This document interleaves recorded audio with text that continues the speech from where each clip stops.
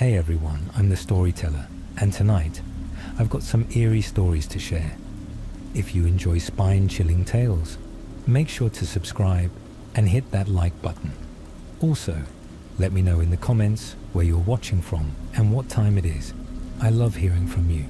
Now, settle in, get comfortable, and let's dive into the darkness.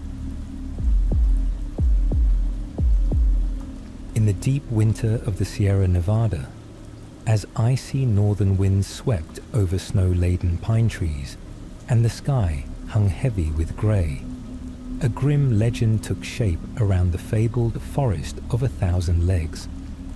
An old playground rhyme, once recited by us as children during recess at our elementary school, went something like this. Little Louisa Lombardi darts from Papa's pan so fast into the forest of 1,000 legs, she vanished in shadows cast. This macabre rhyme struck us to the core, for Louisa Lombardi was no mere invention. She was a real girl in our class.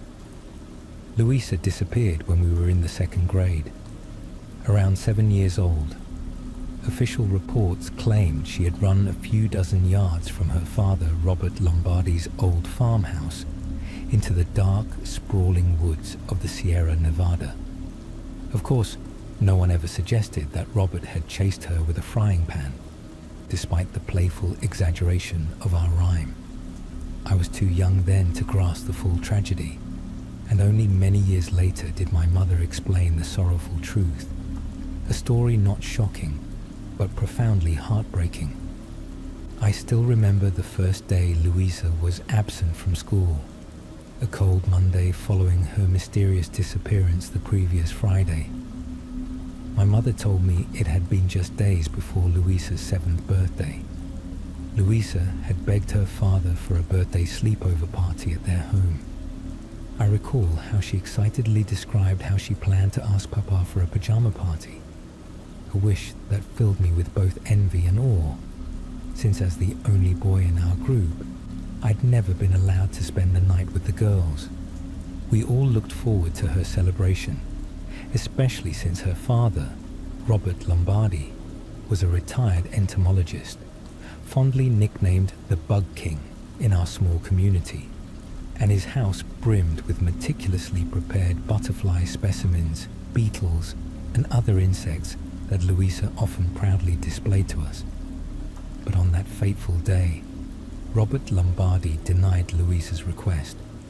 Instead of a sleepover, she was to spend her birthday at her mother's nearby community clinic, while the old family property was closed for a mandatory fumigation. For a 6-year-old, this was enough to spark tears and send her running wild into the dark, snow-blanketed forest.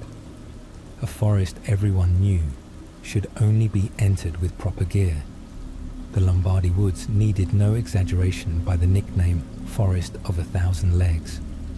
Its grim reality was more than enough. Thousands of spider species, both native and imported, had staked their claims here. Alongside local varieties, exotic visitors appeared now and then. The Goliath bird-eater, trapdoor spiders, and even the vibrantly coloured peacock spiders, whose almost artistic beauty belied the terror they inspired. An old rumour went that one was never more than a foot away from a spider. In the Lombardi woods, this was not myth, but a stark truth. For anyone with arachnophobia, this tale is not for the faint of heart. Biologists and arachnologists alike had long shown keen interest in this mysterious forest, although it was private property. Even before Louisa's disappearance, access had been strictly limited, and afterward, few dared to venture into this realm of venomous creatures. The woods were not fenced, but intruders risked heavy fines. And honestly, who would willingly step into a place where toxic spiders lurked behind every frostbitten root? Only with proper equipment, sturdy boots, warm clothing, gloves, a well-stocked first aid kit, and thorough knowledge of the forest's secrets, could one even safely skirt its edge. At the border, jumping spiders, wandering spiders, and orb weavers flitted about, while deeper in, creatures of monstrous proportions lay in wait. My mother once told me that Robert Lombardi had lived for many years in the old farmhouse he had shared with his own father. Both were passionate entomologists, originally from the American Midwest, with his father having devoted his life to the study of spiders. He had purchased the house and the adjoining woods precisely because of the remarkable arachnid diversity, which, in turn, made the property affordable. Robert spent many years teaching at a local university in Davis before marrying a professor of evolutionary biology. Louisa was born shortly after the sudden death of his own father, a tragedy that occurred during a study of tarantula bees. After resigning his professorship, Robert dedicated himself full-time to his daughter and occasionally led guided tours through the Lombardy woods, always for a handsome fee. It was only after Louisa and I became friends that my mother introduced me properly to Robert Lombardi. She mentioned that he rarely spoke of the foreboding forest, as if he himself feared its dark secrets. When he and his wife separated, my mother suspected that the mysterious woods had driven a permanent wedge between them. She was convinced he abhorred the forest and insisted that every visitor be well equipped, supporting her belief that he could not have deliberately endangered Louisa when she ran off one evening. For that night, there was no debate. Louisa bolted into the Lombardy woods, and Robert, without hesitation, pursued her in thick wool socks, jogging pants, and a plain t-shirt. Rumor had it he suffered dozens of spider bites in mere minutes. He spent a grueling 4 hours in the freezing forest. While my mother worked the night shift at the clinic, he was eventually admitted to the hospital in a delirious, swollen state, riddled with bite wounds. No one could say exactly how many bites he had sustained, and to this day, it remains a mystery how he survived. He needed an antidote that no Californian hospital had in stock, and after painstakingly dragging himself out of the woods bite by bite, he resorted to self-treatment. Perhaps it was sheer luck and an extraordinary resistance that saved him. Though he lost both legs below the knees, he lived. In the weeks following Louisa's disappearance, the search resembled a chaotic nightmare. Rescue teams ventured into the forest, but no one could cover every inch. 2 police officers involved in the initial search were fatally bitten by what was suspected to be a Brazilian wandering spider, and both died.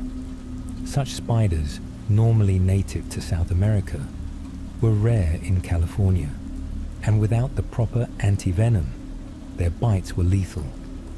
The search lasted about a week before it was abandoned. My mother later confided that some of the officers involved resigned and left town. Those who remained rarely spoke of what they had encountered in that dark forest. Louisa remained missing. It wasn't long before suspicion fell on her father, even before he was discharged from the hospital. My mother recalled how he was even restrained at his hospital bed at times, despite having both legs amputated. For hours, he seemed to break down quietly, murmuring, "The forest took her. These spiders got my little girl." Yet no concrete evidence ever linked him to her disappearance. Every parent in our small circle was united in the belief that Robert Lombardi could never be violent toward Louisa. Back then, I knew nothing of these dark details, for my mother had shielded me from the brutal truth of Louisa's vanishing. Still, rumors seeped into our school, and thus was born that morbid rhyme which still haunts me to this day. I was young and missed Louisa terribly. 11 years have now passed since Louisa disappeared without a trace. The pain has transformed into a bittersweet memory, an unsolved mystery that sometimes haunts my dreams. Our once inseparable group of friends, which included Louisa and me, stayed close even through high school before gradually drifting apart. No one ever forgot Louisa. And not long ago, right after graduation, our old group gathered at a small roadside diner in Davis to celebrate the end of our school days. In a moment of nostalgia, as I absent-mindedly pushed around my scrambled eggs, I whispered, "It's been so long. I wish Louisa could have been here for our graduation." My friend Stella leaned toward me, her beanie brushing against my head, and softly said, "I wish that too, kid.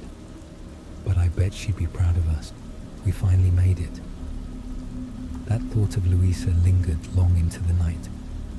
On the eve of my departure for college, I asked my mother if she'd accompany me to the old Lombardi farmhouse to, if possible, say a final goodbye to Louisa, should Robert allow it.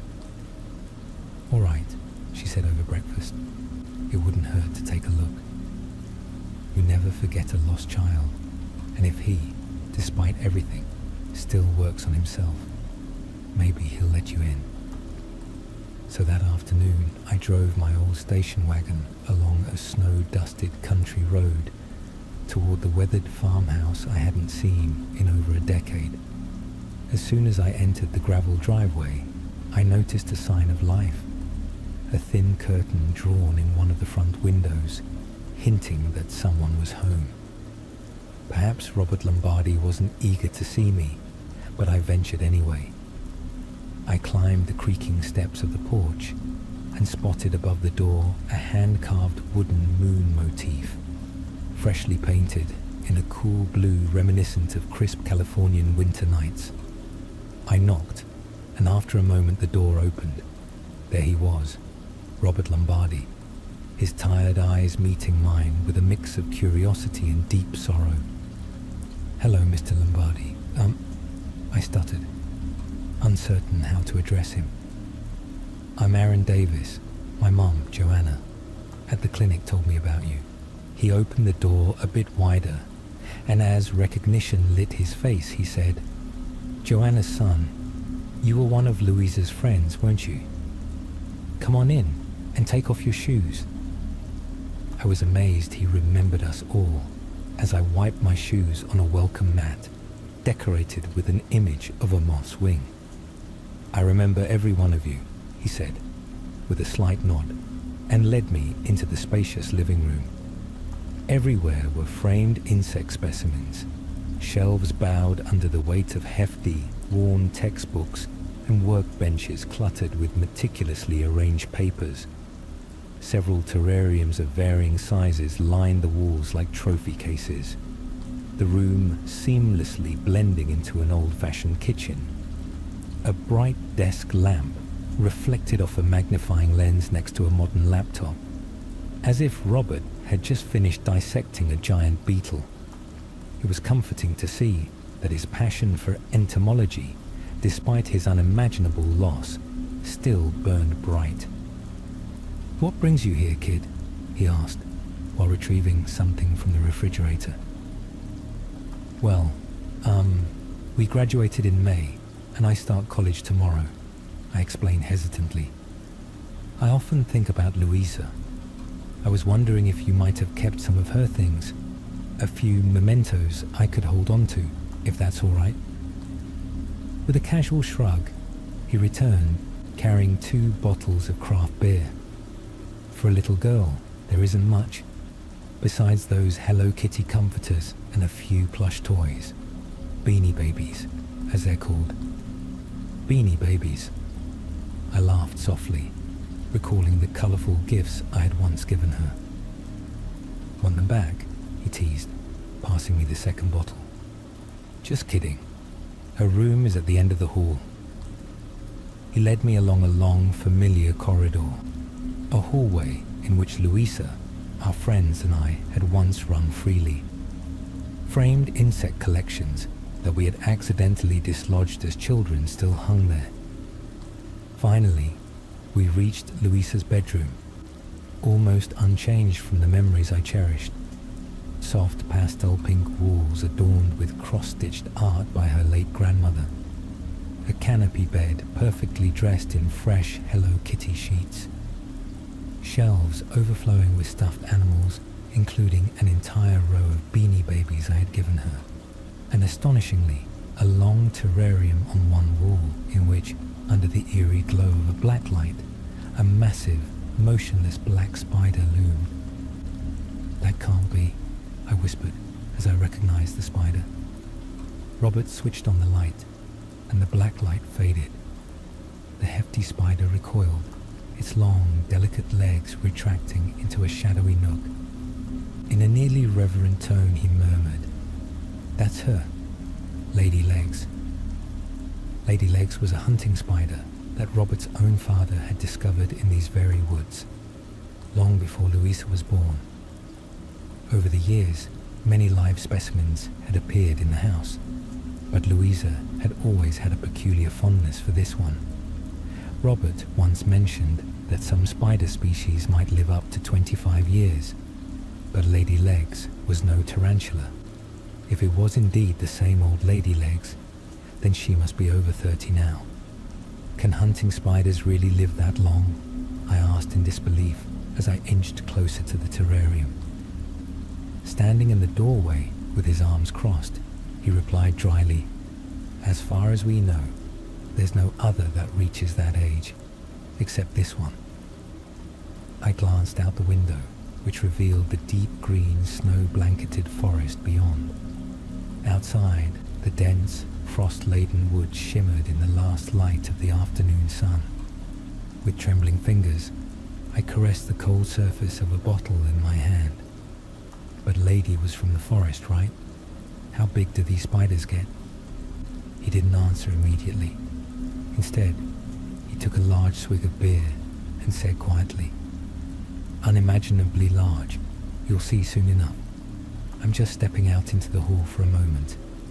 "Thanks," I murmured as he turned, handing back the bottle. "Oh, I'm still a minor.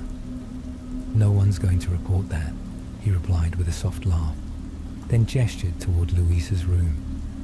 I spent about an hour in that space, where memories of carefree days came flooding back.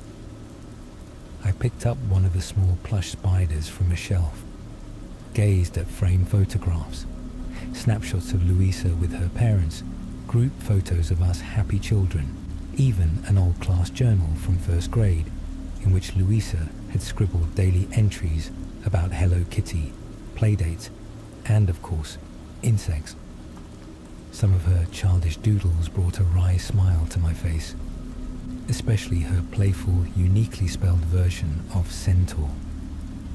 After a while, I stood at the window and looked out at the frosty forest, the Lombardy woods, which in the dim light of the setting sun appeared eerie and foreboding, as though it had swallowed Louisa whole. Suddenly, I noticed movement. Beneath the overhang of the old house, I saw Robert Lombardy, this time dressed in rugged, weatherproof clothing, as if he were preparing for another foray into the forest.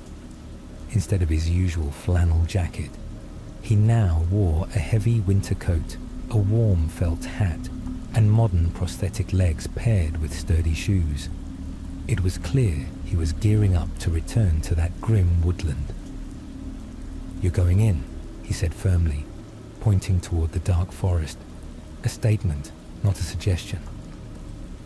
"I haven't been in these woods since Louisa vanished," he murmured, "but I think it's time to take one more look before I burn it all down." Before I knew it, I blurted, "May I come with you?" Maybe it was the youthful thirst for adventure, or the haunting hope of seeing Louisa, alive or dead, that spurred me on. Perhaps I also couldn't bear the thought of a man so tormented by the loss of his daughter facing the bitter cold alone. "It's dangerous in there," he warned, without directly contradicting my request. "I'll stay by your side," I insisted, as optimistic as any eager 18-year-old.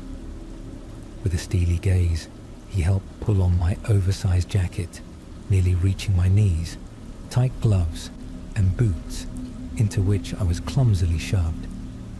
He strapped headlamps on both of us, loaded a backpack with a first aid kit, and a cold pack for the essential anti-venom. Everything one might need for a trek through these shadowed woods. In clear, almost military tones, he laid out the rules. Stay by my side, don't wander off, and watch your step so as not to trample a spider's web. If I wished to turn back, he would immediately lead me out. After sending my mother a quick text, claiming that Robert Lombardi was inviting me over for dinner, I tucked my phone away. Outside, the evening grew darker. The violet sky yielded to a deep midnight blue, and we set off. The path into the woods was overgrown from years of disuse, yet still discernible. Barely had I stepped under the forest canopy when I tripped over a thick spider web that Robert had apparently managed to avoid. I instinctively kicked my legs, but he caught my arm quickly and said, "Easy, stay calm." Once he reassured me that the web belonged to harmless spiders, I carefully brushed the fine strands from my face and followed him deeper into the forest. Under the bare, snow-dusted trees, the gloom was even thicker than I had imagined. Here and there, withered branches were draped in massive spider webs. But despite the winter chill, the forest seemed almost alive, as if in silent symbiosis with its inhabitants. Soon, we had to switch on our headlamps, for the sparse moonlight provided little guidance. As I stared at the ground, I froze. Tiny spiders, no larger than pennies, scattered from my boots, not in a ravenous swarm, but enough to send shivers down my spine. "Don't worry, they won't hurt you," Robert said, without looking back, fully aware of the terror gripping me. "Do you want me to take you back?" Stubbornly, I replied, "No, I'm fine." Then a small spider crept slowly over my boot, its long legs probing at the laces.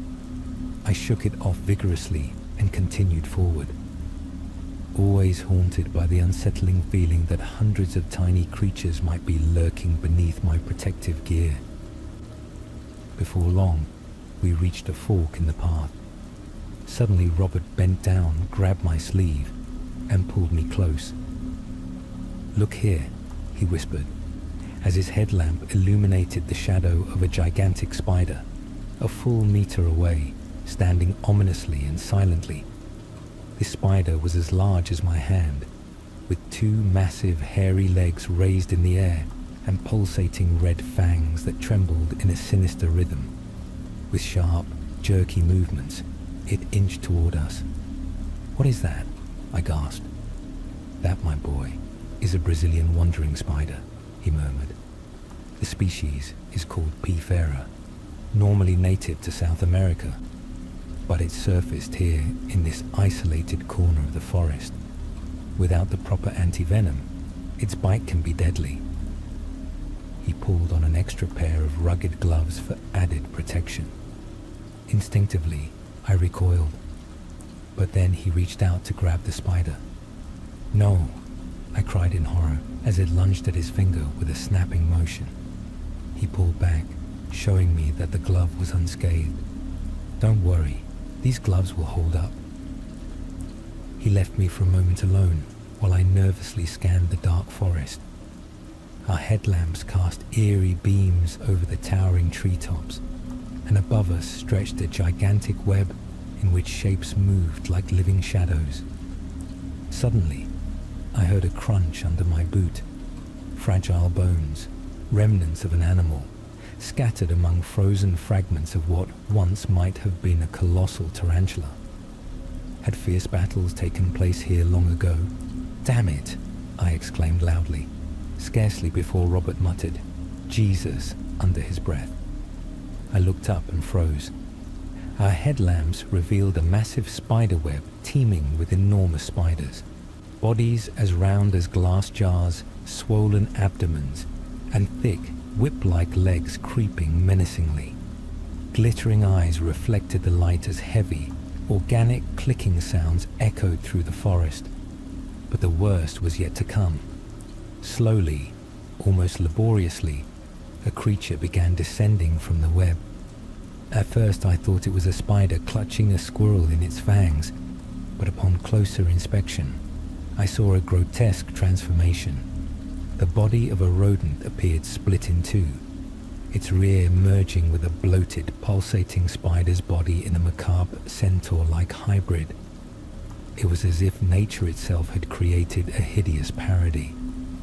My terror peaked when I felt a mechanical tug on Robert Lombardi's arm.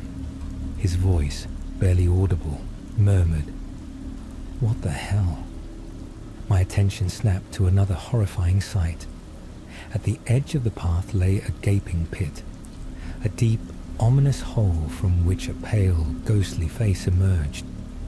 It was human, yet its features were disturbingly distorted by too many clustered, glimmering eyes that slowly regarded us. Gradually, from that earthen moor, a woman emerged, long, dark, disheveled hair framing a face of flawless, moonlit pallor. At her waist, her human torso melded into a massive, hairy spider abdomen as large as an old VW Beetle. Her 8 powerful striped legs stomped heavily on the frozen leaves. Robert Lombardi and I instinctively stepped back as she advanced threateningly. In that moment, memories of Lady Legs, the beloved spider from Louisa's room, flashed through my mind, sending a shudder down my spine. Then, with a trembling voice, Robert cried out, "Louisa!" My eyes widened as I recognized in the creature's face an uncanny echo of Louisa's features, only distorted by additional glistening eyes that obscured every familiar detail. Her lips glistened with moisture, dripping a slimy substance, and she raised her long, pale fingers as if to grasp a small rodent that dangled between us. Panic seized me, and I ran as fast as I could, stumbling, tripping, while Robert shouted behind me. I fell, my face striking the frozen ground. I felt my nose break and blood stream down. Before I could fully comprehend what was happening, Robert grabbed me, spun me around, and frantically brushed countless spiders away from my face. "Don't run, kid," he roared, his voice thunderous in my ear as he clutched me tightly. "If you stay here, something far worse will get you." His grip tightened on my arm as the monstrous creature, Louisa, advanced. "It's going to be all right, Louisa. You're okay," he murmured, slowly backing us away. The creature, Louisa, moved closer with an unnerving, shuffling gait, as if caught between human and spider. In a hoarse whisper, she said, "Daddy." With wild, desperate laughter, Robert continued, "That's right, my child. Daddy's taking you home. Remember, Aaron?" I felt all 8 of her glittering eyes fix on me. Deep inside, I knew his words rang hollow, a monotonous echo preceding a final crushing blow. Yet Louisa offered no response. She only stared as we slowly retreated. "I'm taking Aaron with me, all right? Let me do this, Louisa," Robert pleaded, trying to soothe her. After a long, oppressive moment, the creature hesitantly nodded and whispered, "Okay." "Good, my child," Robert said softly. "We're leaving now." Then a long, heavy silence descended as we carefully distanced ourselves. Robert urged me to stay close and instructed me to keep watch. If Louisa followed, I was to warn him immediately. The return journey felt endless, as if the forest's dark shadows had trapped us in a warped time and space. At last, we broke through the dense tree line, and the harsh moonlight blinded us as we emerged into the open night. As I absent-mindedly shook tiny jumping and orb-weaver spiders from my beanie, I heard Robert chuckle softly, a nervous laugh that faded into the frosty stillness. "Damn," he panted as he collapsed onto the frozen ground, laughing and coughing simultaneously, while I sat beside him, staring up at the star-filled sky. With blurred vision and trembling hands, I asked, "What are you going to do now?" I'm not sure," he whispered, rubbing his face with his hands. "Maybe I'll go back into the forest from time to time, or visit her if I must." I leaned back, gazing at the vast night sky, where the stars twinkled like tiny spiders scurrying in the darkness. The thought of my mother waiting for me at home almost made me forget what we had just endured. Hesitantly, I murmured, "Maybe you should call my mum sometime. She's still all alone." I can't quite recall how I made it home that night. The next day, when I finally arrived at college, the shock had nearly faded, but the memories of that uncanny night continued to haunt me. Perhaps I'll change my major to biology in hopes of one day encountering Louisa again and unraveling the mystery of the Lombardy woods. Thus ended that fateful night in the winter of the Sierra Nevada, a night in which the forest of 1,000 legs guarded all its grim secrets and spectral memories, revealed only to the brave and the unfortunate. It remains a memory that will accompany me for a lifetime. I never stopped searching for me, yet they never found me. Exactly 1 month later, deep in the bone-chilling winter, I simply reappeared at the edge of the Sierra Nevada forest, as if nothing had happened. The strangest part, I was completely unharmed. My clothes were pristine, without a scratch or a trace of frostbite. I even looked well fed.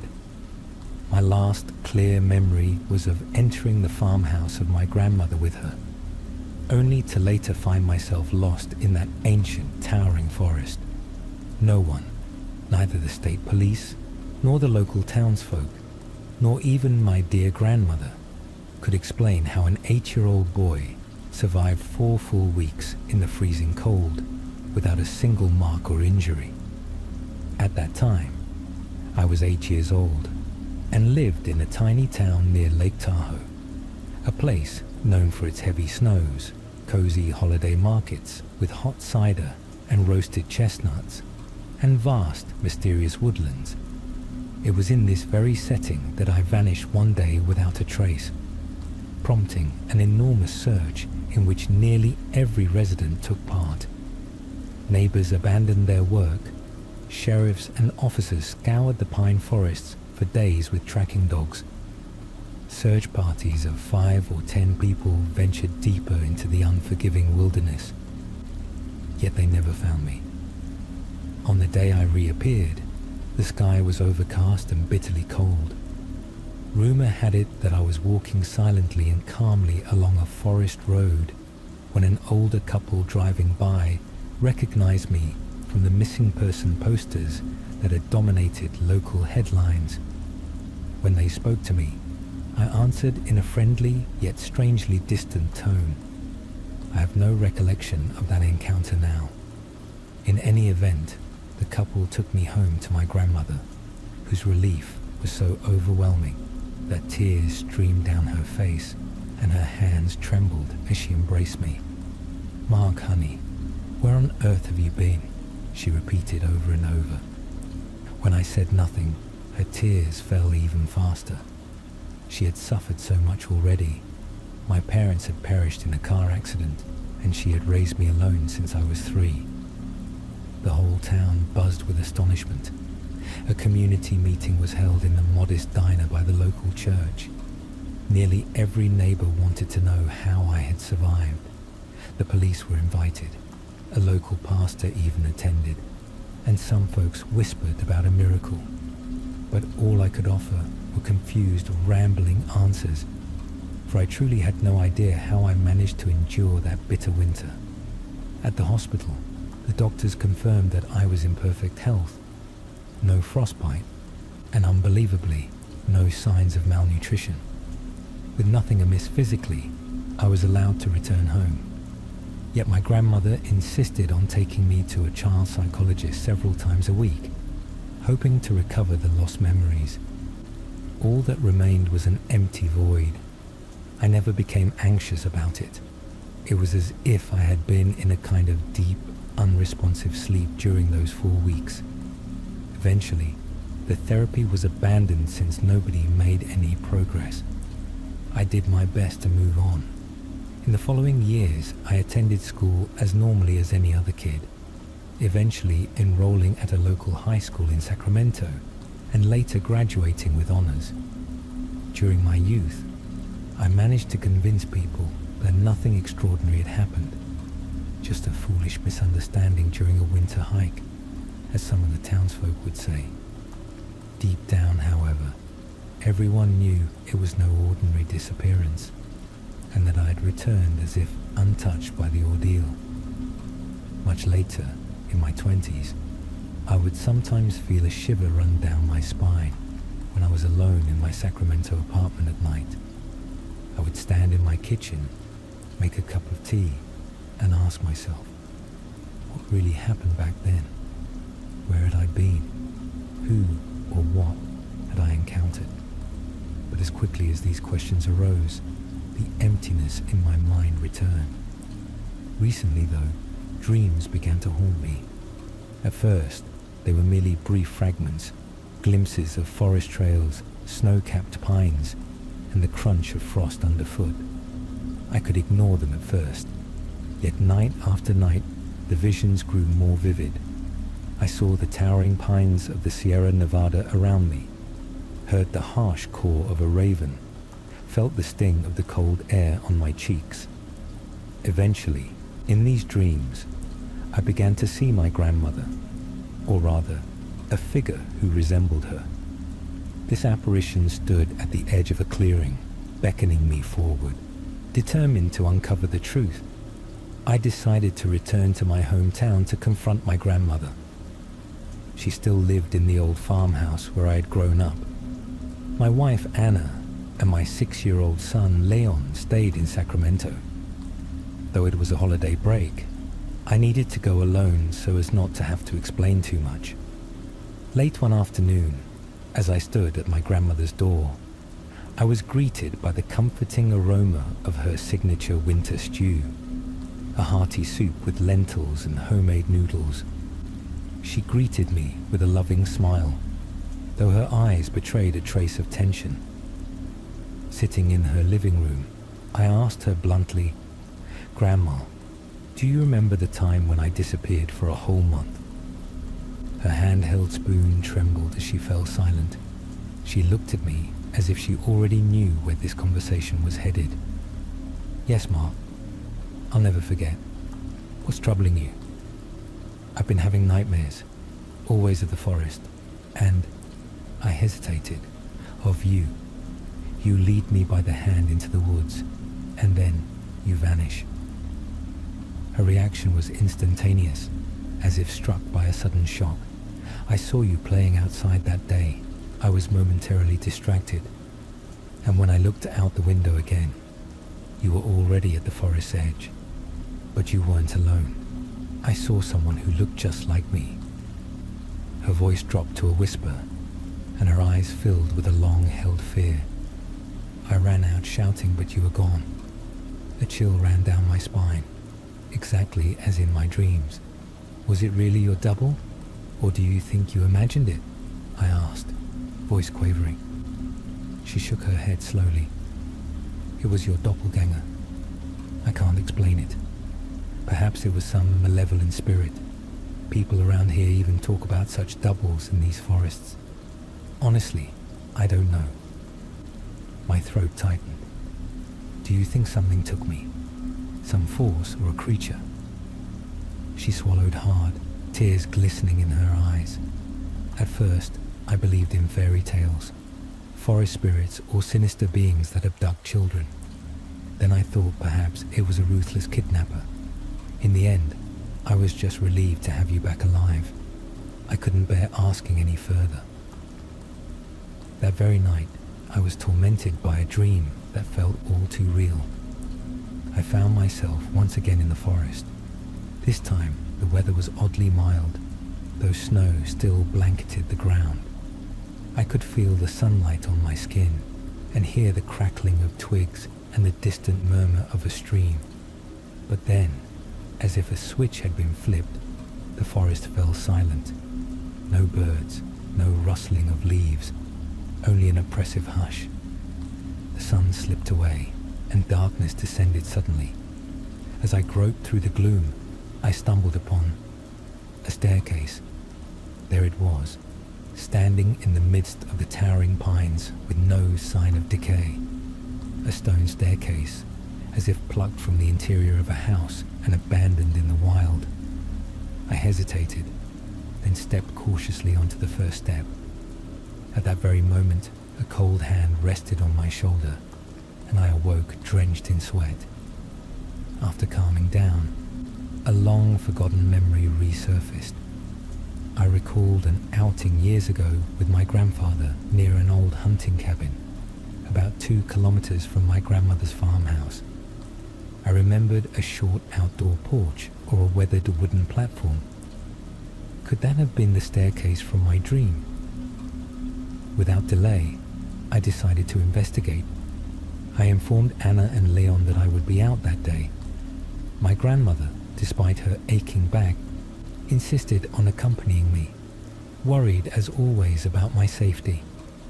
"You know how easily one can get lost in these dense woods," she cautioned. Her presence was reassuring. After about 45 minutes of brisk hiking through the snowy forest, we reached the remnants of the old hunting cabin. The roof had collapsed, leaving the place desolate and ruined. Scattered beams lay amidst burnt and splintered boards emerging from the snow. "Did you know it collapsed?" I asked my grandmother. "No, I haven't been here in years," she replied softly. "Remember how during my disappearance we searched everywhere, even here?" She nodded sadly, but nothing was found. I began sifting through the debris, drawn by an inexplicable pull. We both knew the cabin had once been a modest, one-story building with no known basement. So why had I seen a staircase leading downward in my dream? After about half an hour, I discovered a rotted section of the floor. Lifting it revealed a foul, decaying odor that seeped out from the darkness below. "Do you see this?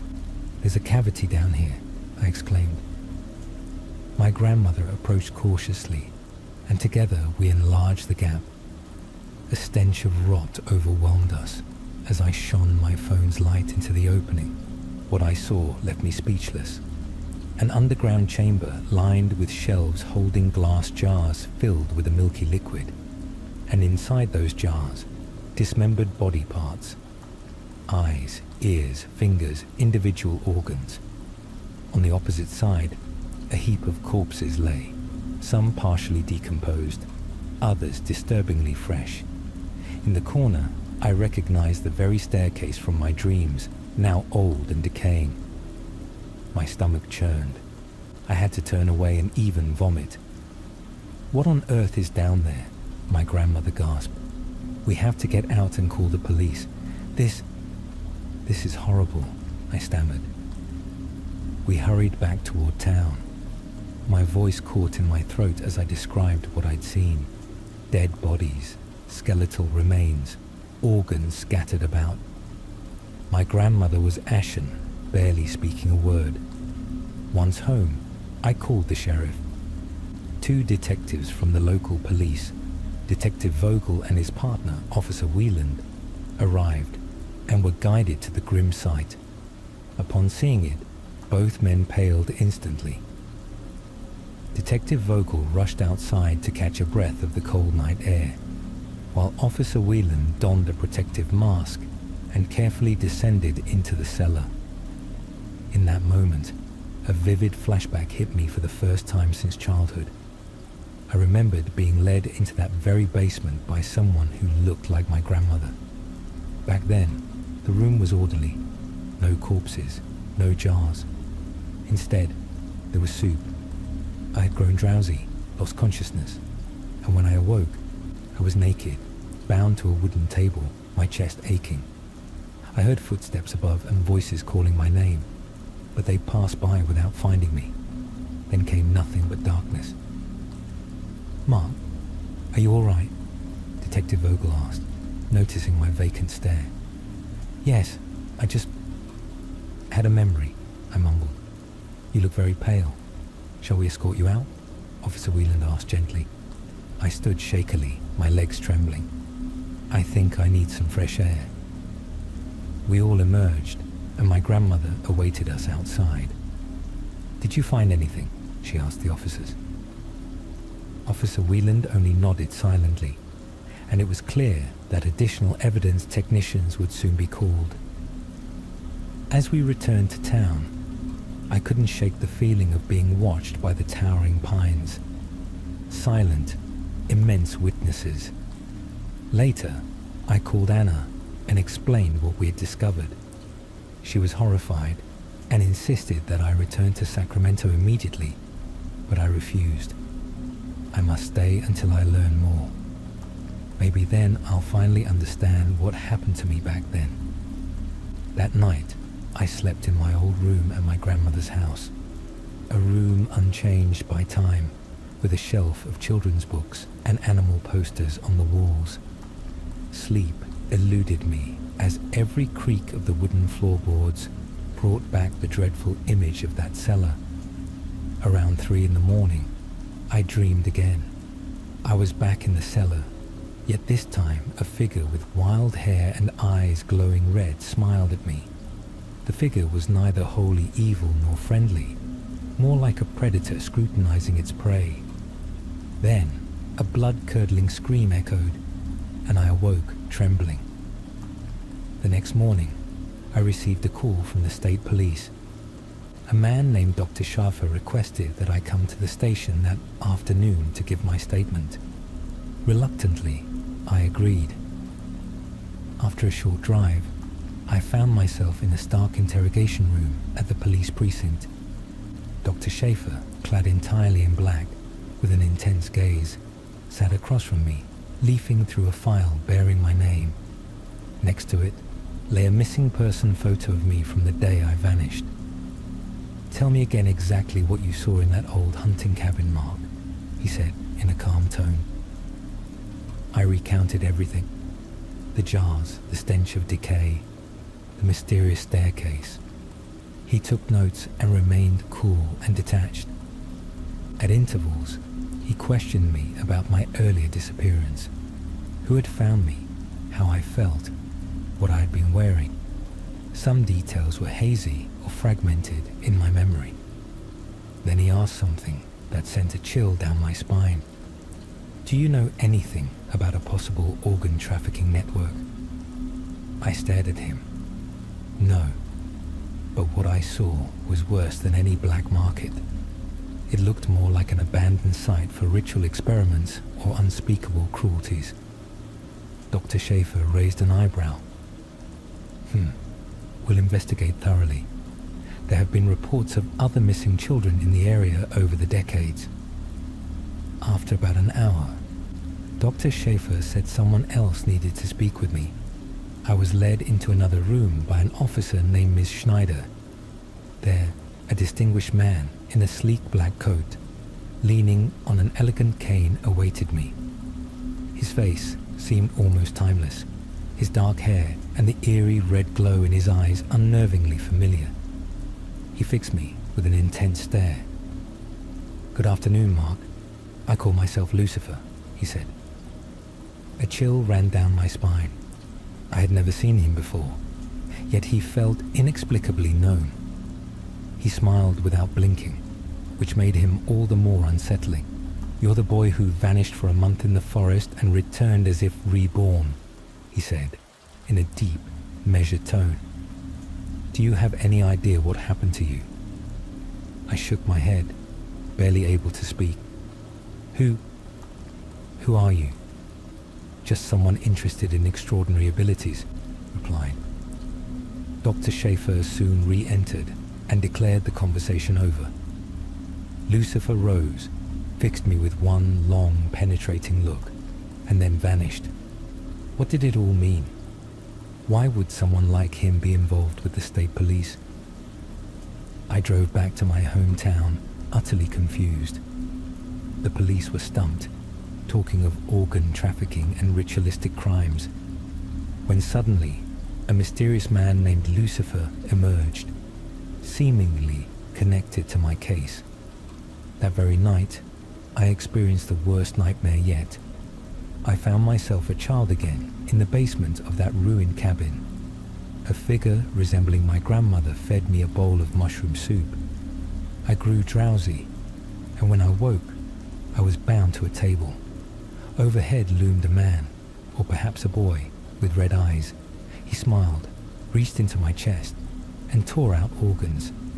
I saw blood, but felt almost no pain. He examined the organs with clinical curiosity, then stored them in a glass jar. Just as he glanced back at me, a voice outside called my name. The figure cursed, did something to my body, and then everything went dark. I woke in a cold sweat, my heart pounding. It slowly dawned on me. I had indeed been tortured back then, and somehow reassembled. But why was I still alive? And why did I bear no scars? I went downstairs and found my grandmother in the kitchen, turning on the stove to make tea. When she saw me, her face went pale. "Are you all right, sweetheart?" "No, Grandma. I'm not okay," I whispered. I told her about the nightmare. She listened quietly, staring into her teacup. "That sounds as if you experienced far worse than we ever suspected," she said softly. Then I asked, "Did you sacrifice me somehow? Was there a deal? Why didn't you ever say anything?" Tears welled in her eyes. At first, she was silent. Then she confessed, "I lost my own parents in the war, and later your parents too. I couldn't bear losing anyone else. When you were born, I believed everything would finally be all right. But there are forces in these woods that make promises. They can exchange one life for another." The ground seemed to vanish beneath me. "You mean you sacrificed me so that my parents might return?" She nodded slowly. "But they never came back, and then you disappeared. I thought I'd lost you forever." Summoning every bit of courage, I resolved to solve this mystery once and for all. Though my grandmother was torn by guilt, she agreed to help. We talked for hours as she explained that, in the old legends of these California forests, dark beings were said to lure children away with promises during long, harsh winters, sometimes appearing as familiar figures. Some called them forest spirits, others evil doubles. I began to suspect that both Lucifer and the red-eyed boy from my dreams might not be human at all. And what about the jars of organs in the hunting cabin? I got goosebumps. Could that be their method of reconstructing people? I called my old friend Christian, who now worked as a forester in a nearby town. He knew the forests around Mount Shasta and the Sierra Nevada like the back of his hand. I asked him for help, careful not to reveal too many details over the phone. "I need you to come with me. I have this gut feeling that we must look for something," I said. Though skeptical, he agreed to meet the next day. Around noon, Christian arrived at my grandmother's house in his weathered Jeep, clad in a sturdy jacket and carrying a rifle. "Are you sure we need all this?" he asked. "I don't know," I mumbled, "but I feel safer not being completely unarmed." We set off, following a dusty forest road that soon gave way to a tangle of snow-laden pines. The air was icy, and each step crunched loudly beneath our boots. After about half an hour, Christian noticed that all sounds had died out. No birds, no rustling deer, nothing. "This is really eerie," he whispered. We pressed on until we suddenly stumbled upon something utterly surreal. A stone staircase rising straight out of the earth, with no visible connection to any building. It was 10, perhaps 12 steps tall. My breath caught in my throat. This was exactly the staircase from my dream. Christian and I exchanged baffled glances. "What in the world?" he murmured. Before we could decide what to do next, a deep guttural growl, almost like the snort of an angry bear, emanated from the nearby brush.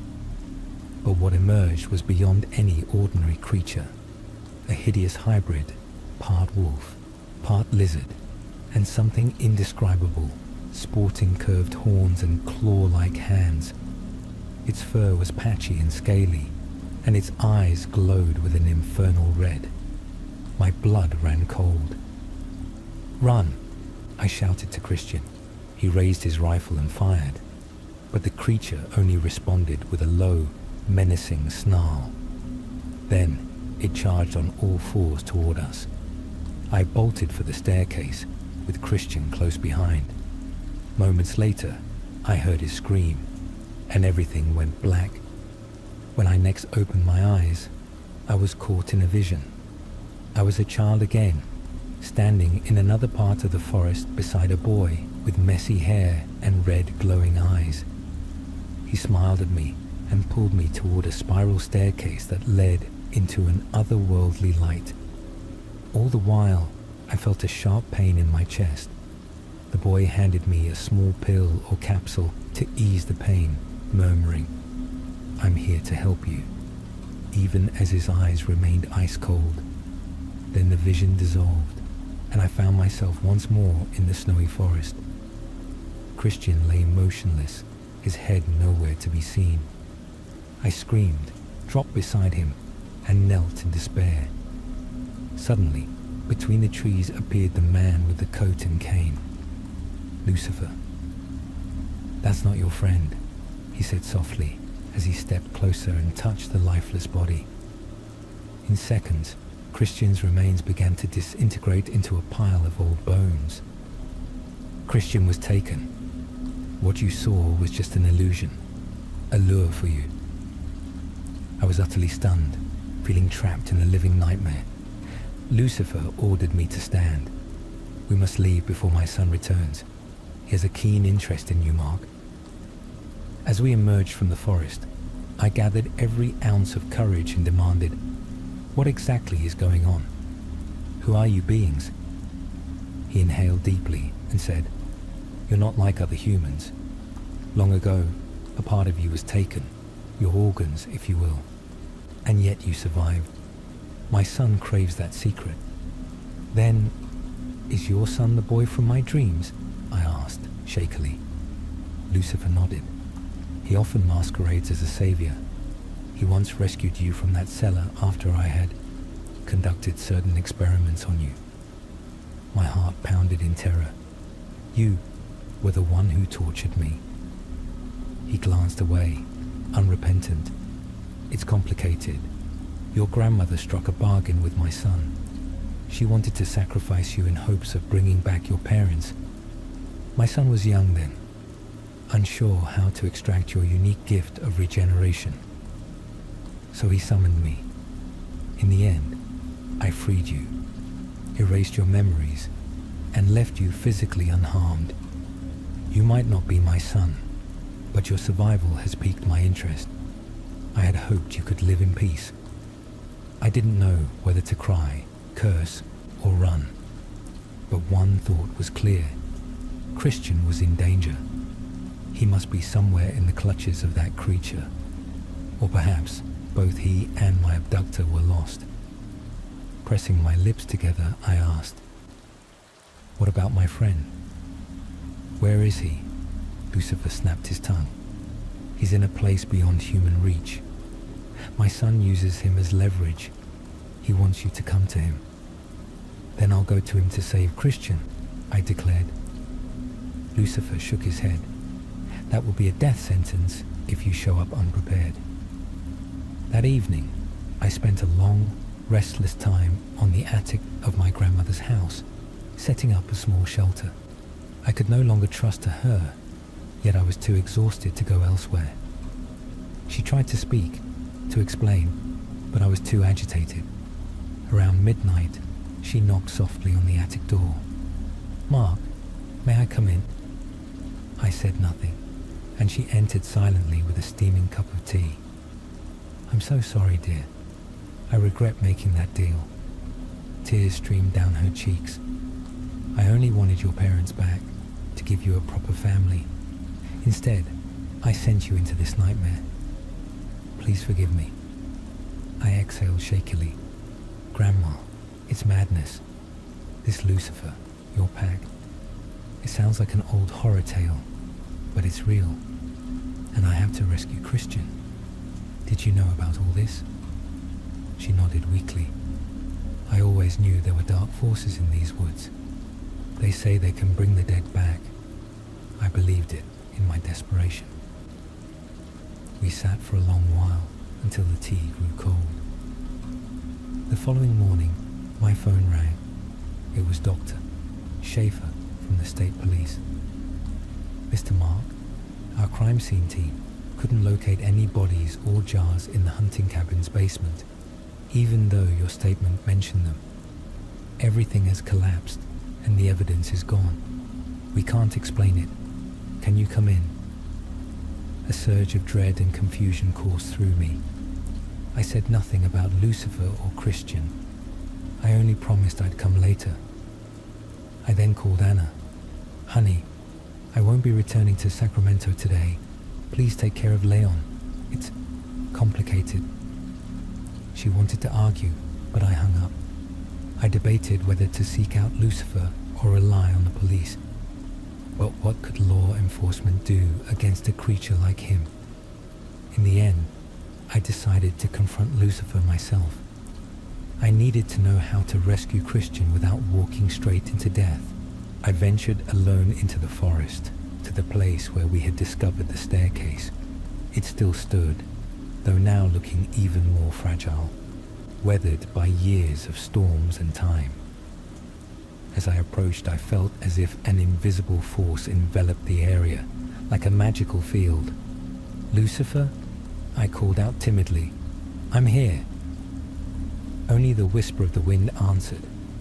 Just when I was about to give up hope, I heard a crack behind me. There he was, appearing as if from nowhere, his red eyes deep and inscrutable. "You have come after all," he said. I drew a deep breath. "Listen, I demand that you help me rescue Christian. You know where he is." He studied me silently, then gestured toward the stone steps. "There is a way, but you must trust me and meet certain conditions." "Conditions?" I echoed. He indicated the steps. "My son has created many such places where the boundaries between our world and his are thin.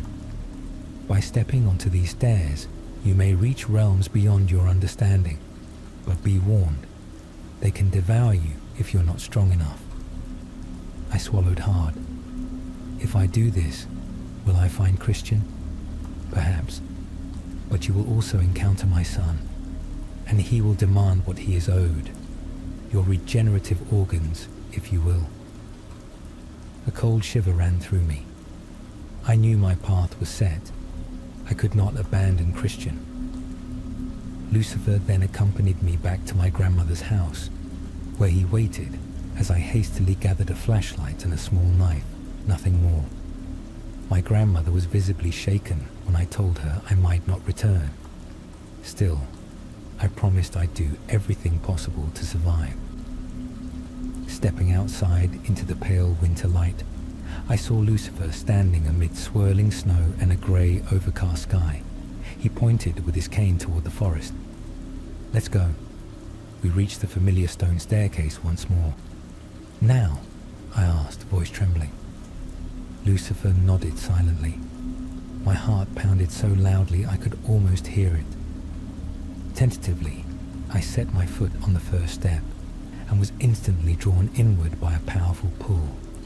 It was as if I had stepped through a veil of mist. In an instant, the snowy forest vanished, replaced by a dark, cavernous space reminiscent of an old wine cellar. Flickering torches cast dancing shadows on the damp stone walls, and the air reeked of mildew and decay. Lucifer remained at my side. "This is where his realm begins," he whispered. "Stay alert."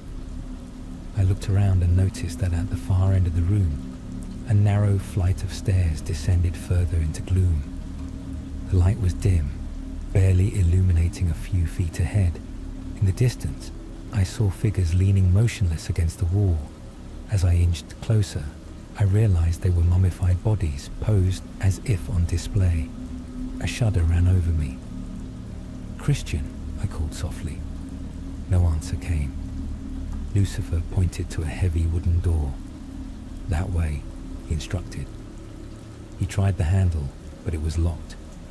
Muttering in an unfamiliar language, he struck the door until it creaked open. Beyond lay a narrow corridor, ending in a ladder ascending upward. We climbed the ladder and entered a room reminiscent of an ancient knight's hall. Massive stone walls, a grand fireplace, and a long table lit by flickering candles. In the center stood a massive wooden chair, and to my horror, there sat Christian, bound and with a vacant, terrified stare. I rushed to him. "Christian, can you hear me?" He slowly raised his head, eyes wide with fear. "Mark, what is this place?" His voice trembled as I struggled with the unyielding, almost metallic restraints. Meanwhile, Lucifer scanned the room, alert for ambush. He's surely not alone.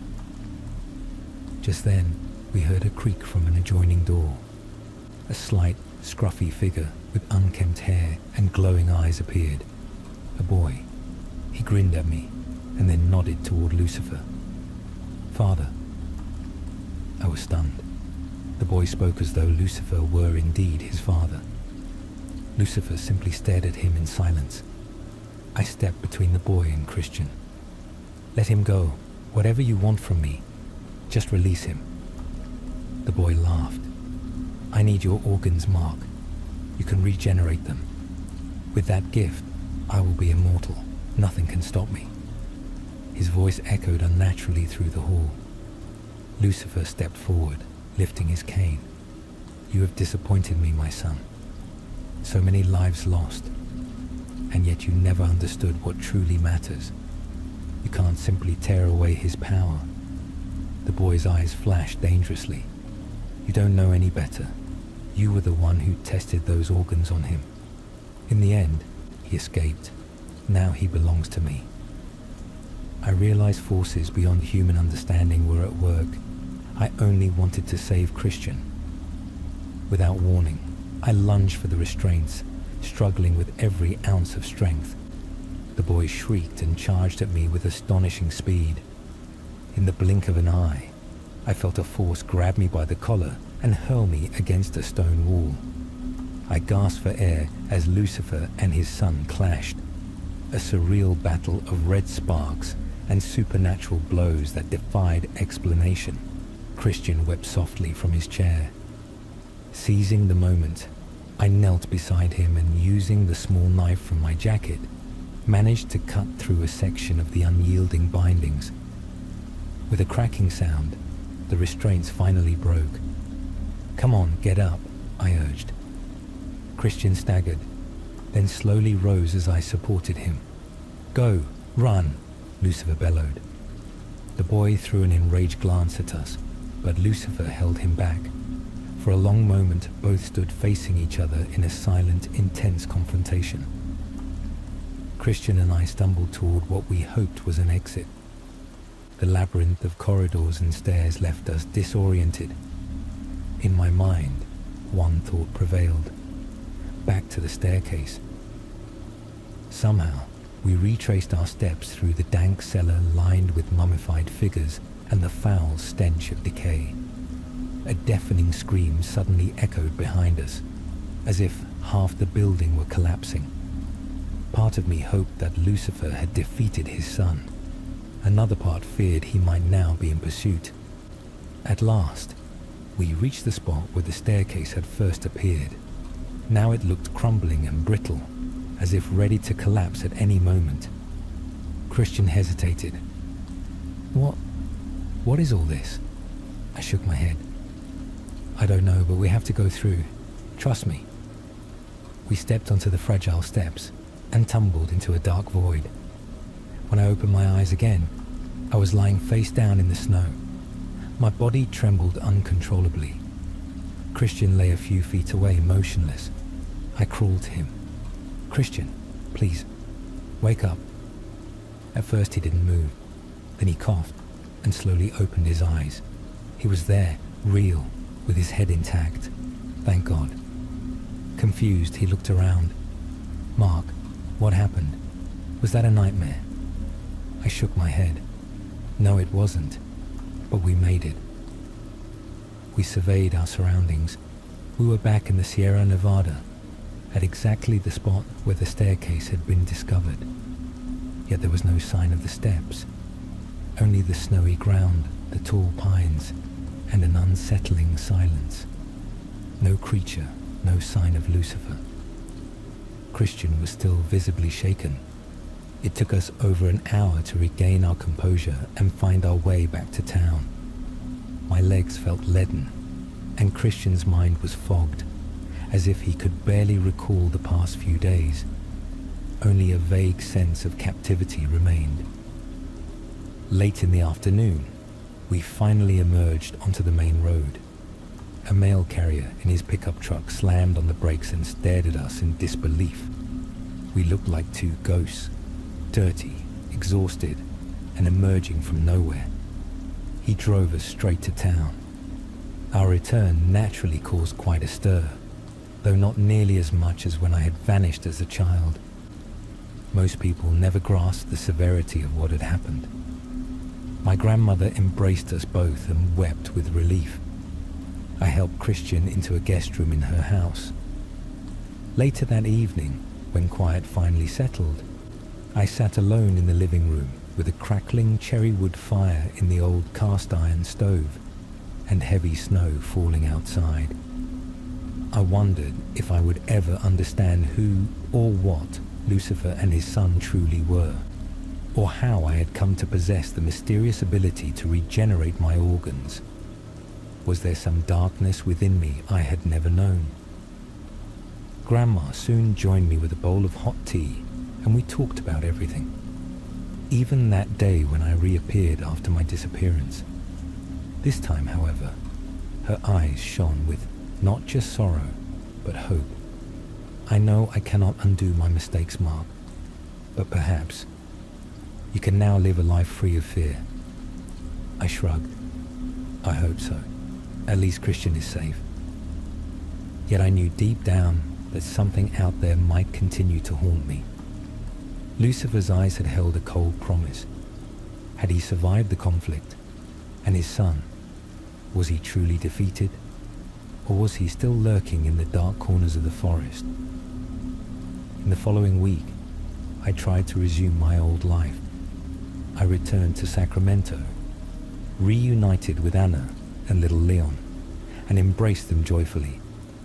But that very evening, I once again dreamt of a staircase, this time made of glass, and in the distance, I could hear a whisper that sounded almost like Lucifer's voice.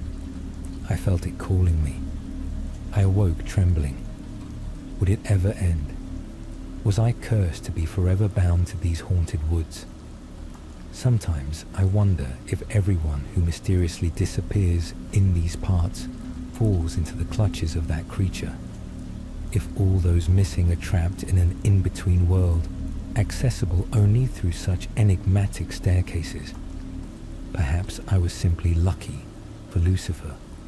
Or maybe I possess some resistance, a regenerative ability that keeps me from dying.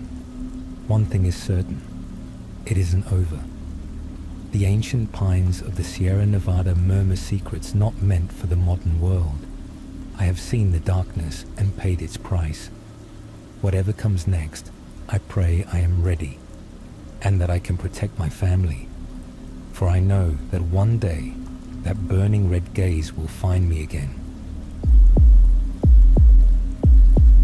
In December 1978, my father never spoke of the dense, snow-draped forest that bordered our old wooden farmhouse on the outskirts of a small community near Yosemite, California. You could spot that house from Highway 120.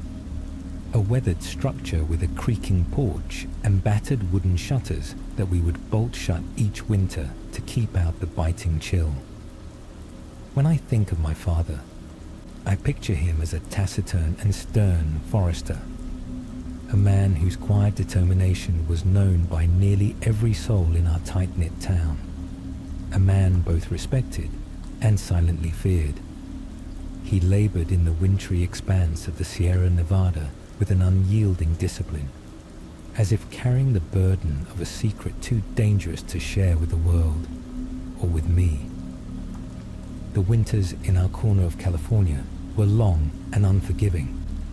Snow piled high outside our door for days on end, so every morning meant dragging out our shovels before stepping into the frozen air.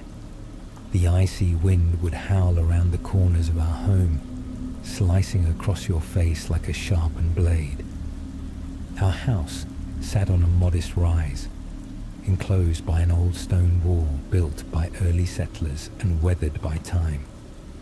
Each autumn, my father would meticulously repair every crack in the windows and seal the gaps between the wooden beams, determined to keep the cold out.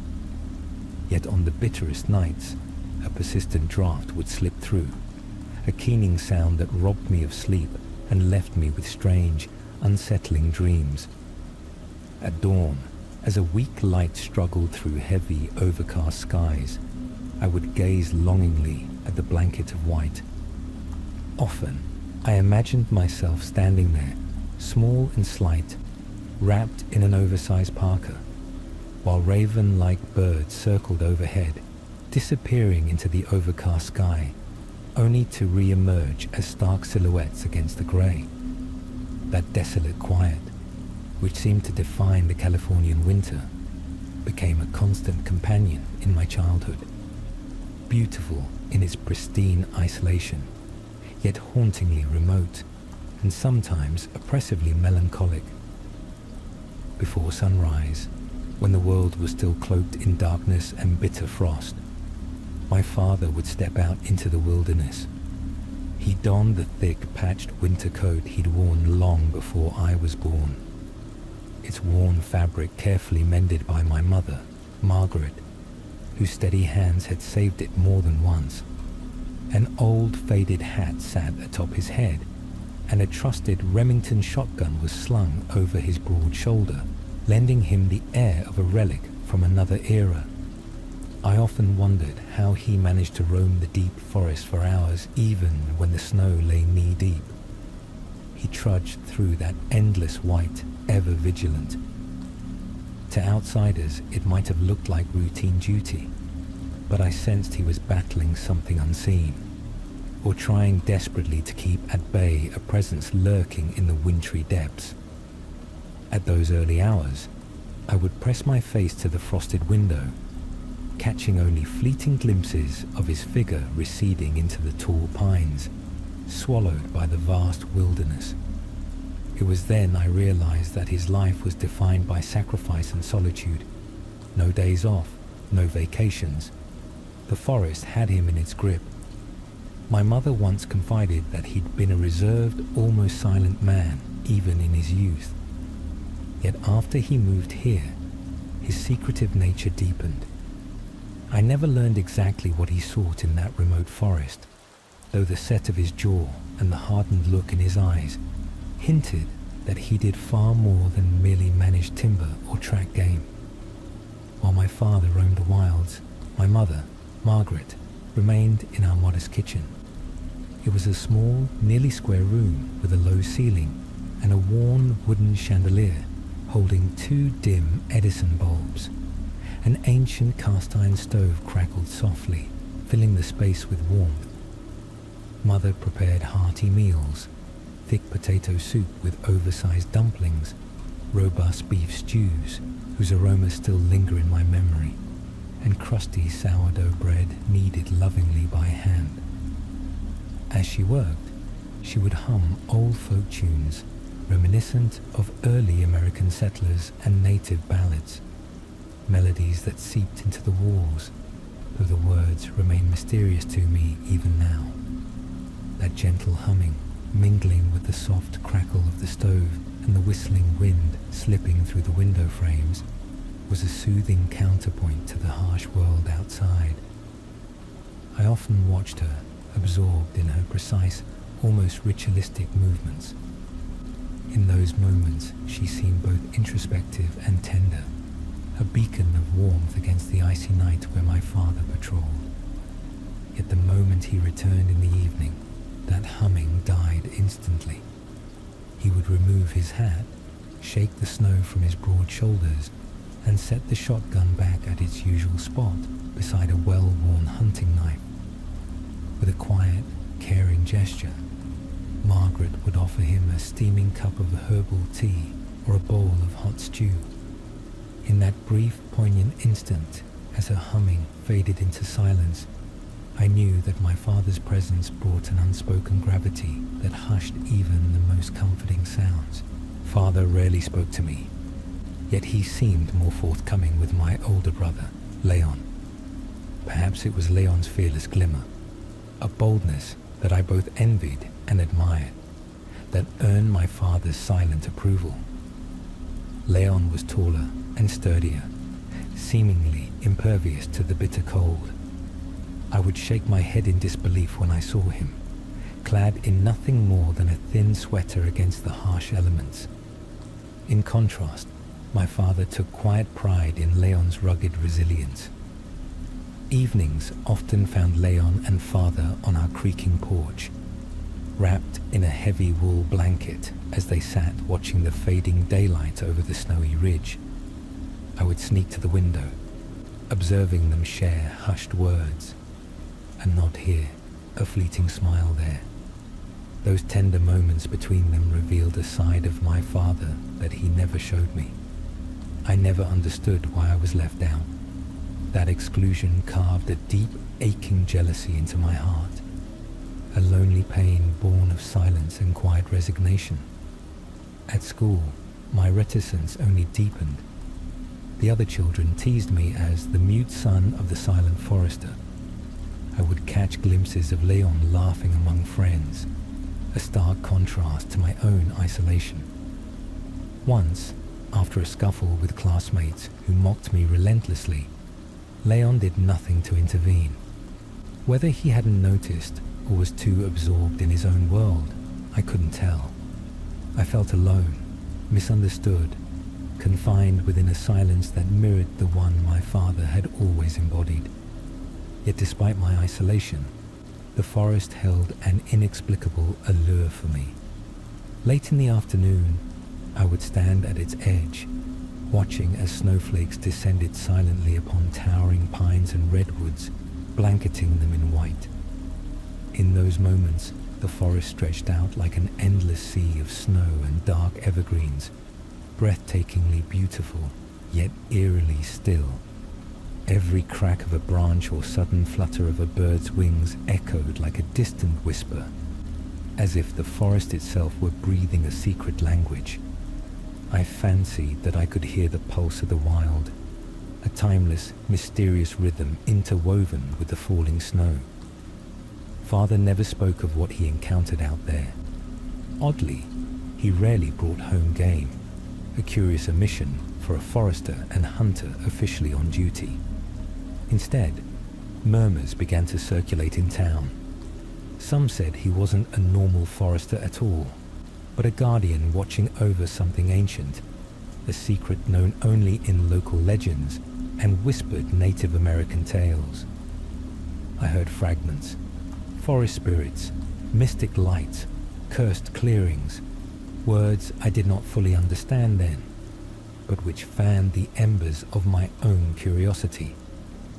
I recall passing the town elders or the old Methodist minister and catching snippets of hushed conversation. In our tiny general store, I overheard two elderly ladies whispering. "He's been in the forest for years. Remember what happened to old Joseph back in '65? Their voices trailed off as I neared, leaving me with a chill that had little to do with the winter air. I never learned who Joseph was or what fate befell him, but the furtive glances and murmurs grew ever more insistent. Then, one crystal-clear winter evening under a dazzling starry sky, Leon vanished. After dinner, he had mentioned taking a short walk, despite the bitter cold that even made Margaret frown. Father barely seemed troubled. Hours stretched on, and Leon did not return.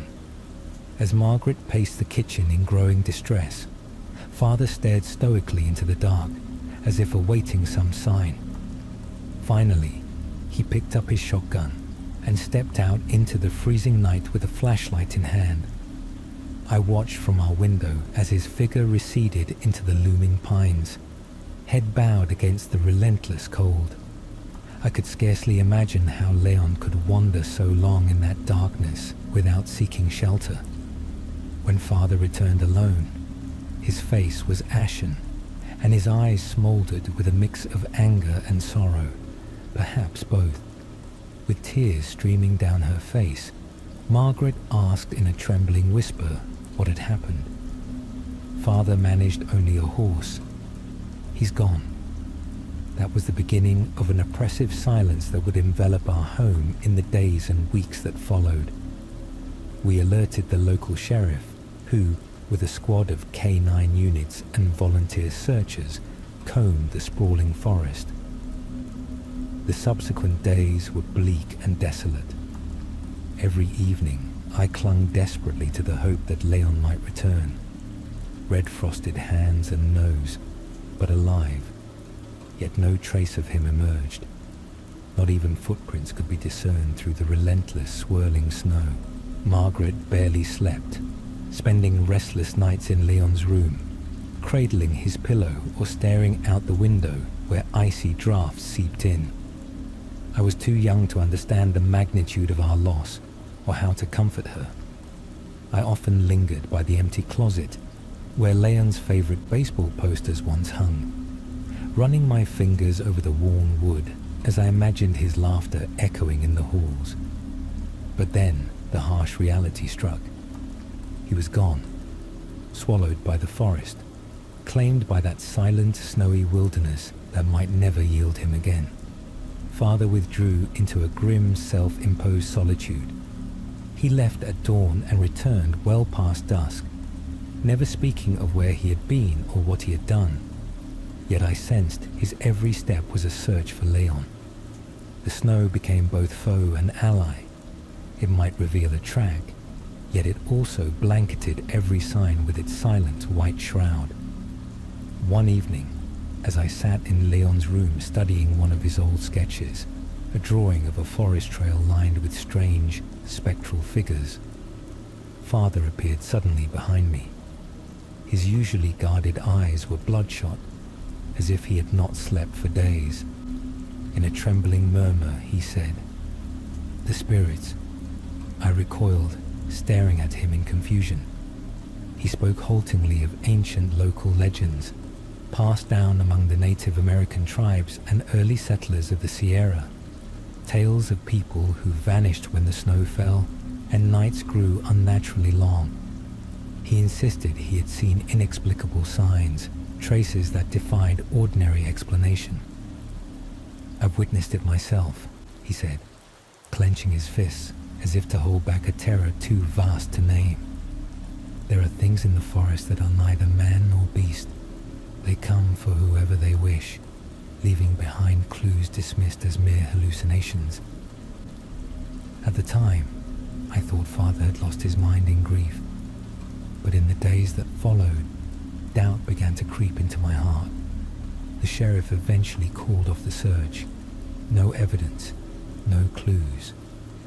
Margaret teetered on the brink of despair, and Father, always clutching his Remington shotgun as though it could repel the unseen, grew ever more withdrawn, haunted by his loss.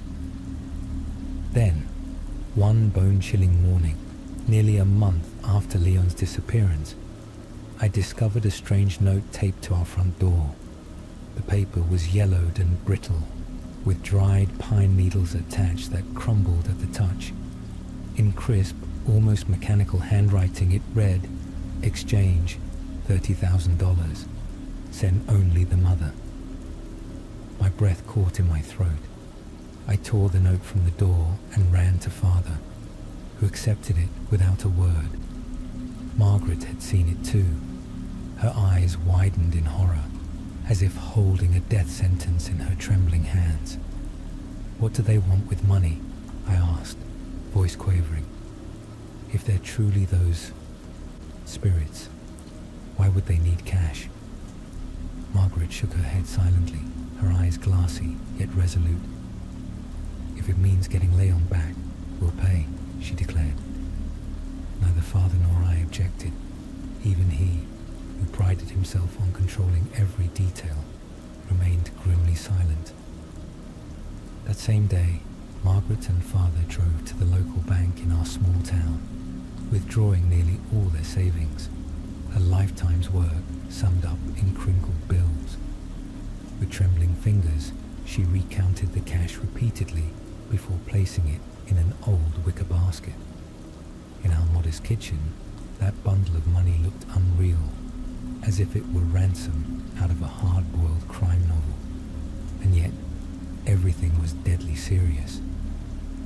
On the morning Margaret set out for the forest, the sky was a grim expanse, the air bitterly cold. Frost glistened on the bare branches of the pines, and a thin mist wove between the trees. Father stood motionless at the door, shotgun in hand, his gaze fixed on the vast, unforgiving wilderness. Margaret exchanged one last lingering look with him, studying his determined eyes. Then, basket in arms, she left. A sharp ache of fear and hope clutched my heart. Time crawled by. The sun rose and fell, and we waited in tense silence, eyes fixed on the tree line for any sign of her return. Just when I began to despair, Margaret reappeared, and with her, Leon. He looked as pale as freshly fallen snow, his eyes rimmed with red, as if he had cried in the cold. Father hesitated as he approached him, placing a gentle hand on his shoulder, as though unsure he could believe his eyes. Margaret managed a weak smile, though her lips trembled. I longed to rush to him, to embrace him and demand answers, but something in his vacant stare held me back. There was a strange emptiness in his gaze, as if the boy I once knew had been exchanged for something else. For a moment, I wondered if this was truly Leon, or if those otherworldly forces had swapped him for a facsimile. The following days passed in uneasy silence. Father continued his solitary patrols of the forest, though he no longer recounted his discoveries. Margaret woke in fits of fright every time Leon left the house at night, asking no questions for fear of losing him again. Desperate for answers, I began to search Father's private study, a dark, cramped room filled with old hunting guides, weathered maps of the Sierra, and a locked drawer where he kept his secret notes. Tucked away on a rickety shelf were battered volumes of local legends and folk tales written in archaic script. I read of beings known as the Fae, not the gentle sprites of children's stories, but capricious, multifaceted creatures, sometimes kind, yet at other times luring souls to their doom. I learned of those said to return from the forest as mere shadows of themselves, or of those who were freed but left a part of their soul behind, destined to be called back until they vanished entirely. A shiver ran down my spine. Could Leon be one such returned prisoner? Every word I read stoked the embers of my dread. In that moment, the hushed rumors about Father's true calling came rushing back. The whispers that he was not merely a forester, but a guardian battling forces in the wilderness beyond human ken. The more I pored over those dusty books, the more convinced I became that Leon's disappearance was no random tragedy, but part of a larger, inexplicable phenomenon rooted in the ancient, haunted lore of these California forests. One evening, as I listened to the familiar creaking of the porch steps and watched Leon slip quietly out into the night, I summoned my courage. I grabbed the old shotgun that Father kept leaning against the wall and followed his footprints through the moonlit snow, dark imprints in the white that led deep into the forest. Before long, his path brought me to a secluded clearing I had never seen before, a hidden glade in the heart of the woods where towering pines crowded so tightly that hardly any moonlight penetrated. Their snow-laden branches stretched out like skeletal fingers. I crouched behind a massive trunk and watched as Leon stood perfectly still, head bowed as if listening to a silent call. Then, faintly at first, a dim glow emerged among the trees, a wavering greenish-blue flicker reminiscent of will-o'-the-wisp, a phenomenon whispered about in local Native American lore. And then I saw them, slender, ethereal figures moving silently over the snow. Their features were shrouded in shadow, yet their eyes glowed with an eerie luminescence. It was as if they were appraising Leon, scrutinizing him. One of these spectral beings reached toward his hand. Another gently brushed his hair. I froze, as if witnessing something forbidden, a secret no mortal was meant to see. A low, mocking chuckle arose from the unseen throng, as if they were amused by Leon and intent on drawing him further into their realm. I gripped the shotgun with trembling fingers, knowing that no weapon could truly harm these mysterious entities. The next morning, we gathered for breakfast in strange silence. Leon barely touched his food, his face drawn and exhausted. Margaret tried desperately to restore some normalcy, chattering about fresh snowfall or the need to clear the heavy ice from our roof. Father, meanwhile, paced restlessly between the kitchen and living room. Finally, I mustered the courage to confide in him what I had witnessed the previous night. He placed a weary hand on my shoulder and looked deep into my eyes. "I know more than you think," he murmured. "These fairies, others call them by different names, but in truth, they bind you. They haven't returned Leon completely. Every night, he is reminded that he remains tethered to them." His voice cracked with remorse. I spent years preparing him, teaching him how to survive in the forest, recounting the old legends. Perhaps that was my mistake. He wanted to know more, to delve deeper into the darkness. And now he's caught in its grip. Anger welled up inside me as I demanded why he had done nothing more. But Father only shook his head, gesturing toward the Remington as if to say that no weapon could remedy what had been done. As the turmoil within our home deepened, life in our small Californian town carried on almost indifferently. People whispered when they passed us, aware that Leon had vanished and, by some miracle, reappeared. Some shook their heads and muttered, "Something isn't right here." Others, though outwardly relieved, treated our family as though we were cursed. At school, my peers regarded me with either pity or scorn, and I retreated further into my silent world. One afternoon, while running errands at the local general store, I overheard the proprietor whisper to a customer, "They say cases like this have happened before, that the fairies in these woods take what they want." Those words pierced my heart. When I returned home, I asked Margaret if she had ever heard such tales. She only nodded absently, as if this were nothing new. That night, the unease grew even more acute. I sometimes heard Leon speaking softly in the hallway, as though in conversation with an unseen presence.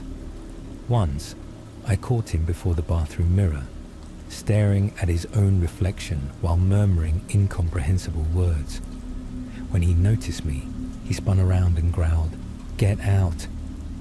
His voice was strange, raspy and fragile. I fled, heart pounding, too terrified to mention it to Father or Margaret, though I suspected they too were haunted by similar visions. Another night, I ventured into Father's study to find a solitary light still burning. There he was, hunched over an ancient book filled with cryptic, nearly illegible script. When he saw me, he sighed and said simply, "I have a plan, but I'm not sure I can follow through."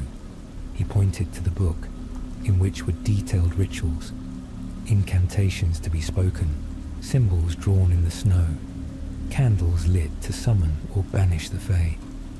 He explained that these rites were dangerous, a forced bargain with beings who might tear open the veil between our world and theirs. "Perhaps," he whispered, "we have no choice.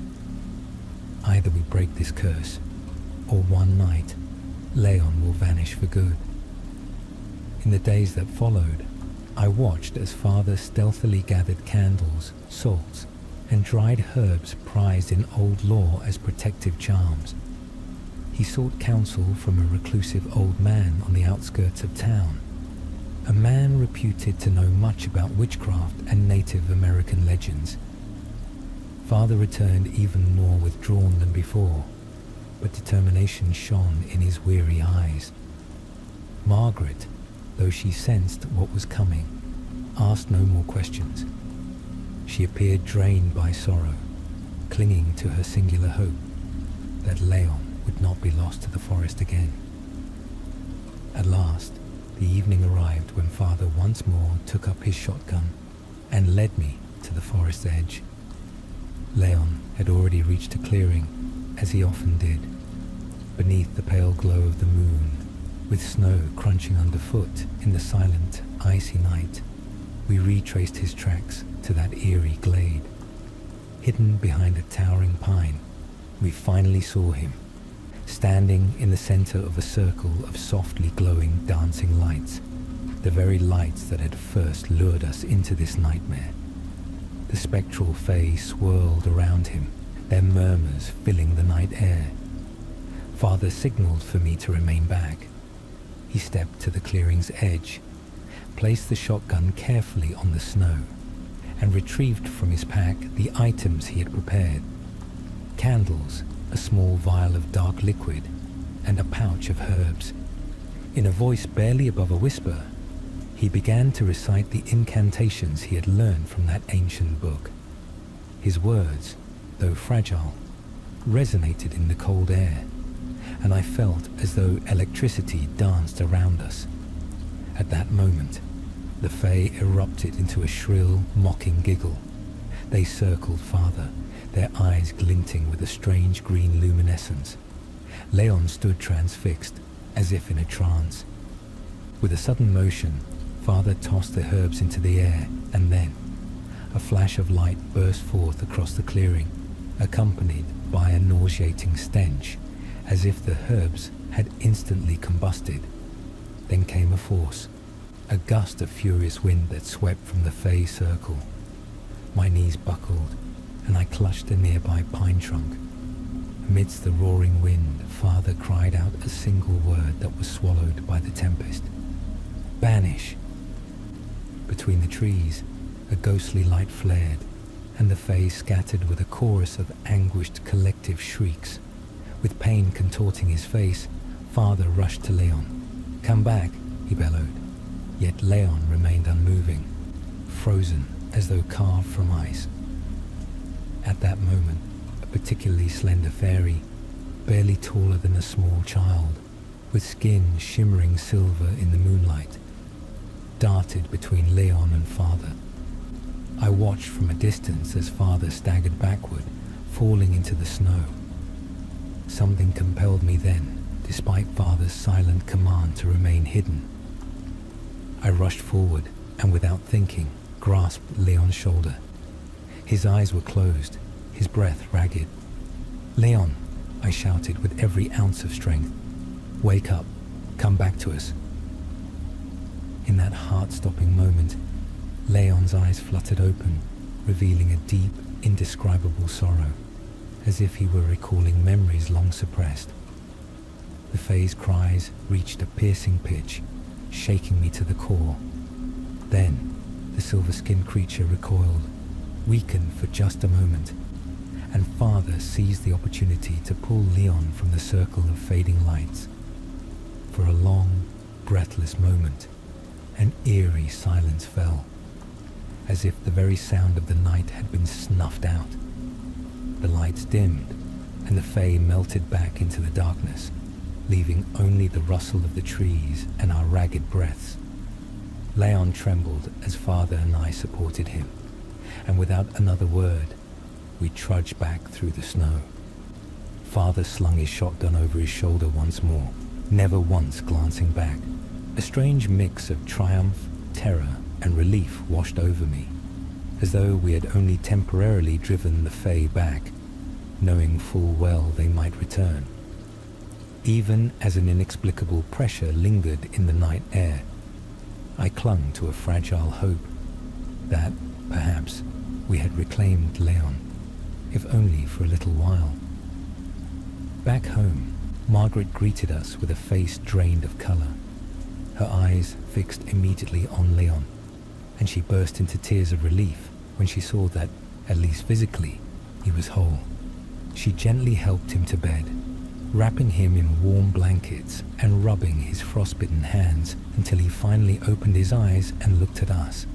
For the first time since his return, he wept, silent tears streaming down his face as he repeatedly whispered, "I'm here, I'm here." Father stood silently at the doorway. I noticed his hand trembling as he gripped the frame. His Remington had long since been returned to its place, yet now it seemed as if a heavy burden had been lifted from his shoulders. Margaret leaned over Leon, stroking his hair while softly humming one of the old tunes, a melody now filled with both sorrow and hope. In the days that followed, Leon remained bedridden, sleeping almost constantly. Margaret and I tended to him with gentle care, while Father once again ventured into the forest, as though to ensure that the Fae would not return.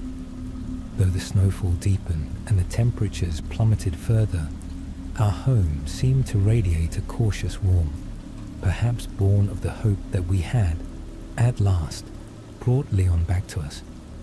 Slowly, Leon began to regain his strength. He nibbled on small meals and even managed to speak in short, coherent sentences. One day, he softly asked for an old adventure novel that once sat on his shelf. I fetched it for him, and he offered me a faint smile, a glimpse of the boy I remembered, yet a shadow still lingered. There were moments when Leon would pause mid-sentence, as though listening to something unseen, his eyes flickering before he grasped the nearest object until the sensation passed. I caught Father's knowing look, a silent acknowledgement that Leon was still fighting an inner battle. Father said nothing, merely taking my hand in quiet solidarity. Sometimes, when Leon recounted the strange dreams that haunted his nights, dreams filled with hissing voices, ghostly faces, and flickering lights dancing in the falling snow, I wasn't sure whether to embrace him or leave him be. His whispered accounts often ended in tearful gasps, leaving me uncertain if my consolation would help or only deepen his pain. Weeks passed, and the residents of our small town gradually exhaled a quiet relief. Leon was back, and occasionally one could glimpse him at the local butcher or bakery, quiet, reserved, yet unmistakably present. The rumors about our family never entirely died out, but soon the townspeople turned their curious eyes to other matters. The deep drifts of snow lessened, and a tentative hint of spring stirred in the crisp air. Still, most kept their distance. Some elderly women would cross themselves as we passed. Others offered only hesitant nods. Father, meanwhile, brushed aside the idle gossip, his focus singularly fixed on monitoring Leon's recovery and continuing his nightly patrols in the forest. Whether he was combing every hidden glen for signs of the elusive Fae, or forging secret alliances with others who claimed to be guardians of these ancient woods, I could not say for sure. But when he returned home, his gaze had softened, as if he had finally come to understand that his long-held silence had driven a wedge between us. In the quiet evenings that followed, Leon and I would sit together on the creaking porch, bundled in blankets, gazing at a star-filled California sky, while listening to the groans of the old wood beneath our feet. And then, in those hushed moments, Leon would sometimes speak in fragments about the time he spent away, a time when he had wandered in a circle of snow and shadows, surrounded by whispers that tugged at the edges of his memory. He confessed that he had felt an all-consuming chill, not only in his bones but deep within his soul. Every word was a struggle, as if each memory was a battle between darkness and a desperate will to return. Yet I knew that every retelling helped him reclaim a piece of himself. Sometimes he would cry softly, and all I could do was hold his hand in silence as we sat together, united by an unspoken understanding. Finally, just before the end of that relentless winter, our family gathered deliberately at the dining table, not merely to share a meal, but to reconnect. For once, Father cleared his throat and asked how we were faring, a rarity in his long years of silence. Margaret grasped his hand with gratitude, and Leon looked at both of us, as if suddenly realizing he was not alone in his struggle against the lingering shadows of the forest. I sat quietly, feeling for the first time an unspoken unity among us. On certain nights, when the wind howled past the old farmhouse and the forest secrets seemed to murmur, I sometimes fancied I could hear distant whispers, a rustle that might have been merely the wind, or perhaps something else. In those moments, a troubled look would cross Leon's face, as if an invisible chain still bound him to that mysterious realm. But he no longer ventured out into the night. Instead, he would draw a deep breath, gaze up at the clear, starlit sky, and let the darkness pass. We learned that one could live with mysteries without ever fully understanding them. The ancient legends of the forest, the Fae that dwell beneath the snow, remained an enduring part of our world. Yet we also discovered that the bonds of family and togetherness could be stronger than the darkness and the whispers of the unknown. Our old wooden farmhouse still stands at the forest's edge, its creaking porch and weathered shutters awaiting another winter's bolt. Father will continue to patrol the woods with his shotgun, vigilant and reserved as ever. Margaret will keep preparing hearty meals and singing her old songs, this time without the sudden silences that once haunted us. And Leon and I now speak more openly, the gap between us slowly narrowing even as we remain cautious, bonded by memories of snow, loss, and mysterious Fae. We refuse to let the darkness defeat us, and that in itself is a gift in a land where winter can be as long and merciless as the Sierra Nevada. Perhaps one day, all of this will recede into a distant memory, leaving us only with images of white landscapes and the laughter of our family. Yet when the icy wind howls around the old farmhouse, I sometimes swear I hear the plaintive voices of the Fae, desperate to breach the barrier of our world once more. Then I press my lips together and remember my father's silent struggle, my mother's unwavering love, and Leon's indomitable spirit. In that moment, I understand. Hope endures, even through the endless, frosty nights of a California winter.